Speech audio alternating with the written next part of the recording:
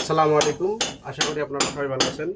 এখানে আমরা করতেছি, মানে এটা হচ্ছে দুইটা বাথরুম এবং একটা রান্নাঘর। এখানে লাইন বের হবে 5টা। এটা হচ্ছে আমাদের রান্নাঘরের ওয়েস্টেজ ওয়াটার সিঙ্গেল আউটলাইন। এটা হচ্ছে বাথরুমের ওয়েস্টেজ ওয়াটার। এটা হচ্ছে ওই বাথরুমের কমন বাথরুমের ময়লার, এবং এটা হচ্ছে প্যান হবে লো কমোড যেটাকে বলে।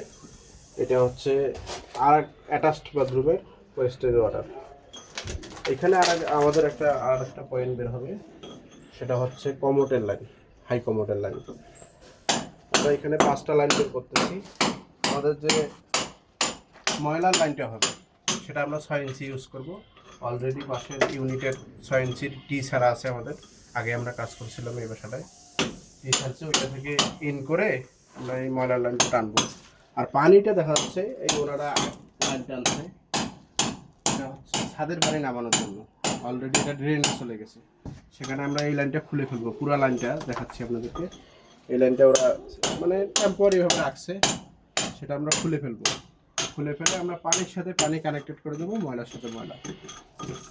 আশা করি আমাদের কাজটা ভালো হবে ইনশাআল্লাহ।